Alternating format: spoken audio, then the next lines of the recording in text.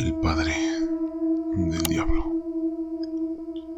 Me llamo Alejandro, y lo que voy a contarles pasó hace poco más de 15 años, cuando yo todavía vivía en un pueblito en el Bajío, en Guanajuato. No voy a decir el nombre exacto del lugar, porque todavía vive gente que me conoce ahí, y sé bien que algunos no me lo perdonarán, porque aunque parezca increíble, lo que pasó no fue un secreto. Al contrario, era algo que todos veíamos, pero de lo que nadie hablaba en voz alta. En ese entonces yo tenía 20 años, y mi vida era bastante sencilla. Trabajaba en la ferretería de mi tío, iba a las fiestas del pueblo, y como muchos chavos de esa edad, trataba de no meterme en problemas, pero había algo que me perseguía desde niño. Una devoción casi obsesiva de mi mamá hacia el sacerdote del pueblo, el padre Gabriel. Y quiero aclarar algo. Cuando digo devoción, no me refiero a esa fe normal que tienen las señoras con el padre. No, mi mamá hablaba de él como si fuera un santo en vida. Cada vez que yo cuestionaba algo de la iglesia o del mismo sacerdote, ella se ponía furiosa. Me decía que no entendía, que no tenía ojos para ver lo que los demás sí. Lo curioso era que ese hombre no inspiraba a mí nada de confianza. Desde la primera vez que lo vi, siendo niño, hubo algo en su mirada, algo que me hacía bajar los ojos y sentirme observado de una forma que no sabría explicar. No era una mirada paternal, ni de autoridad religiosa. Era más bien algo frío, como si me estuviera evaluando. Cuando cumplí 20, mi mamá me pidió un favor que al inicio me pareció insignificante, pero que terminó marcando todo lo que pasó después. Me dijo que necesitaban ayuda en la parroquia, que el padre Gabriel buscaba jóvenes que le echaran la mano para mover unas cosas viejas que tenían en la sacristía. Me negué al inicio y no quería, pero ella insistió tanto, con lágrimas en los ojos, que terminé aceptando. Ese día llegué a la iglesia por la tarde. Recuerdo perfectamente el calor, el silencio extraño dentro del templo y el olor pesado a incienso, como si lo usaran para tapar otro aroma que no sabría describir. El padre me recibió con una sonrisa, pero era de esas sonrisas que no suben a los ojos, me explicó.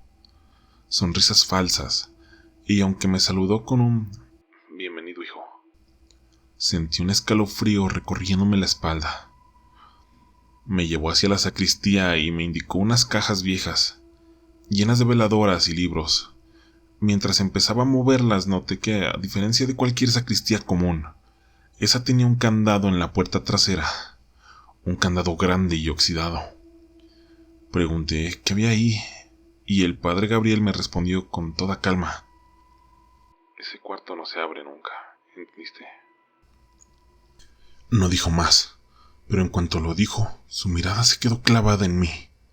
Era como si me estuviera advirtiendo algo sin palabras. Esa fue la primera vez que sentí que algo no estaba bien, y que había aceptado un favor que no debí. El resto de la tarde nos la pasamos moviendo cajas, desempolvando manteles viejos y colocando veladoras. Todo parecía normal, salvo que a cada momento yo sentía que el padre Gabriel me vigilaba de reojo.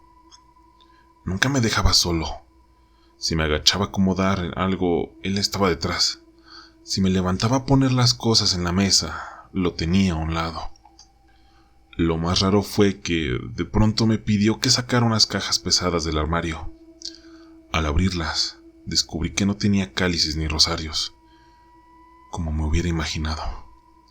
Eran libros, muchos libros, pero no eran de la misa. Tenían tapas negras, rojas, algunas con letras doradas en idiomas que yo no reconocí. El olor a humedad y cuero era tan fuerte que hasta me mareé. Le pregunté si eran libros de la iglesia, y el padre me sonrió, diciéndome algo que nunca voy a olvidar. "Hay saberes que no todos merecen leer, hijo, pero a ti tal vez te toque aprender un poco". Me quedé helado, porque no era una respuesta cualquiera.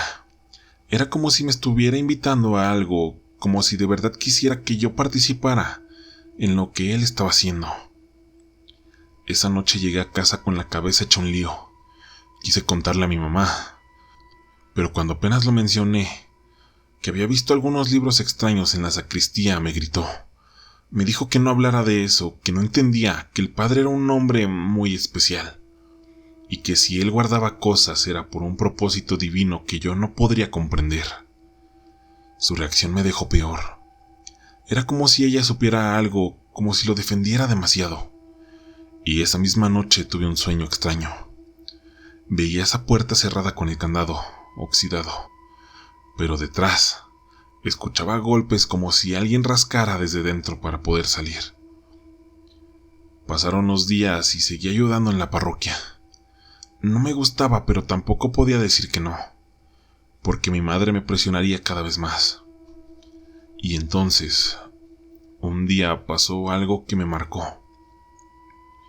Mientras movía unas bancas viejas, el candado de la puerta se sacudió. Lo vi, lo juro. No era mi imaginación. La cadena vibraba como si alguien desde dentro estuviera empujando con fuerza. Me quedé paralizado y el padre Gabriel estaba a unos metros, y lo vi sonreír. Se acercó despacio y me puso una mano en el hombro diciendo con voz baja, casi susurrando: "No tengas miedo. Lo que está ahí dentro no puede salir". En ese momento el estómago se me revolvió. No me dijo, no hay nada. No me dijo, estás alucinando. Me dijo que no puede salir. Y esa respuesta fue la que me convenció de que el padre ocultaba algo que no tenía nada que ver con la iglesia.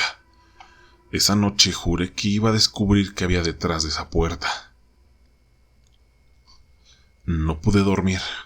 Me daba vueltas en la cama escuchando en mi cabeza una y otra vez la frase del padre: "Lo que está ahí dentro no puede salir".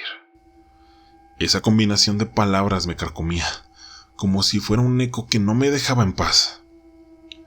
A la madrugada me levanté, y mientras todos en mi casa dormían, miré por la ventana hacia la parroquia.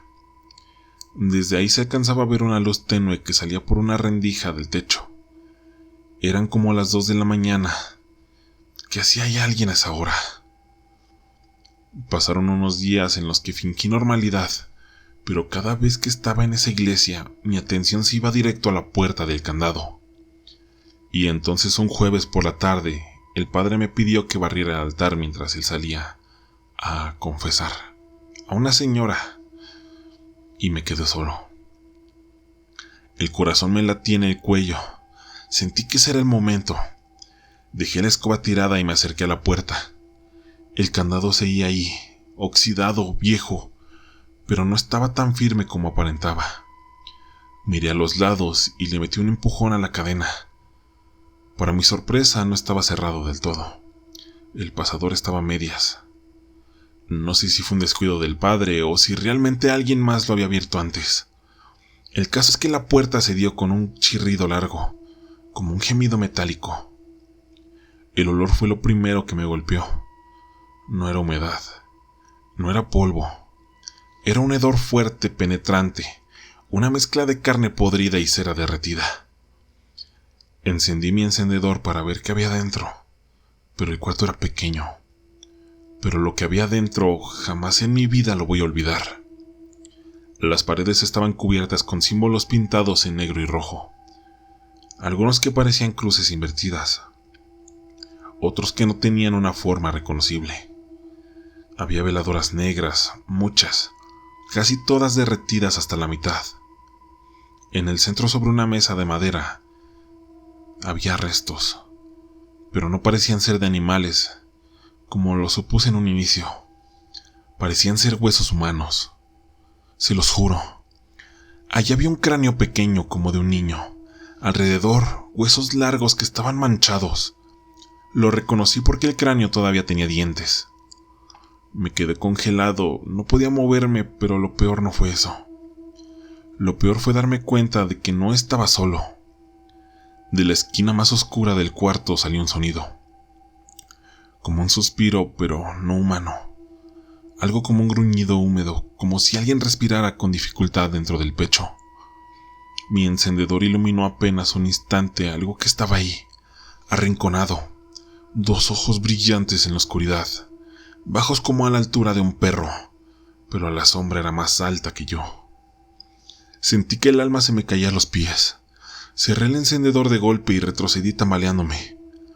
En ese momento escuché pasos entrando al templo. Era el padre Gabriel. Corrí a cerrar la puerta, empujé el candado como pude, y apenas logré acomodarlo cuando él apareció en el pasillo. Me miró fijamente con esos ojos que no parpadeaban y sonrió. Una sonrisa amplia, horrible, como si ya supiera lo que había hecho. «Te dije que no podía salir», me dijo en voz baja. Su tono no era de regaño, tampoco de enojo. Era como si me estuviera probando, como si hubiera estado esperando ese momento. Esa noche cuando me fui a casa sentí que algo me seguía. El aire a mi alrededor estaba helado, y cada sombra en la calle parecía tener forma. No pude contarle nada a mi madre, porque sabía que no me iba a creer. Pero tampoco pude dormir porque cada vez que cerraba los ojos, veía esos 2 ojos brillantes en la oscuridad del cuarto. Lo que estaba detrás de esa puerta no era humano, y el padre Gabriel no era un servidor de Dios, era otra cosa. Los días siguientes se volvieron un tormento. No podía concentrarme en el trabajo, no podía comer bien, y por las noches apenas lograba dormir unas horas. Siempre era lo mismo. Despertaba sudando, seguro de que alguien estaba parado de pie junto a mi cama. Hasta que un día sucedió lo inevitable. Era un domingo y la misa era de las 12. La iglesia estaba llena como siempre. Todos de rodillas, rezando mientras el padre Gabriel subía al altar. Yo estaba sentado en la tercera fila, tratando de no mirarlo, pero mis ojos se fueron directo a él. Y ahí me di cuenta de algo que me heló completamente la sangre. La hostia que levantaba con sus manos no era blanca. Desde donde yo estaba se veía rojiza, casi como carne cruda. Lo peor fue la gente. Al recibirla parecía caer una especie de trance. Bajaban la cabeza, cerraban los ojos, y por un instante todos se quedaron inmóviles como estatuas. En ese silencio absoluto, el padre Gabriel levantó la mirada. No buscó a nadie más, me buscó directo a mí. Con una sonrisa lenta pronunció unas palabras que no entendí. No era latín, tampoco español, ni nada que yo pudiera entender. Pero aún así, sin entender sentí que esas palabras me atravesaran como cuchillos. Me levanté de golpe y salí corriendo de la iglesia. Nadie me detuvo, nadie preguntó nada. Era como si todos estuvieran hipnotizados. Esa misma noche decidí enfrentarme a mi madre. Le conté todo lo que había visto, desde los libros hasta el cuarto cerrado y los huesos. Ella no lloró ni gritó. Lo que hizo fue peor. Sonrió. Una sonrisa cansada pero sincera. «Ahora entiendes, hijo», me dijo. «El padre Gabriel no es un hombre cualquiera. Él tiene un pacto, y gracias a él este pueblo está protegido». Me quedé helado. No podía creer lo que estaba escuchando. ¿Protegidos de qué? Ella me explicó que desde hacía generaciones el pueblo sufría desgracias, plagas, muertes, sequías, y que desde que llegó el padre Gabriel nada de eso había vuelto a suceder. Que sí, que él guardaba eso en el cuarto, pero que era necesario, un mal contenido a cambio de paz para todos. Yo no podía aceptar esa explicación, no podía justificar lo que vi, lo que sentí, así que esa misma noche discutimos como nunca, hasta que decidí irme de la casa. Lo último que recuerdo de mi vida en ese pueblo fue la última vez que vi al padre Gabriel.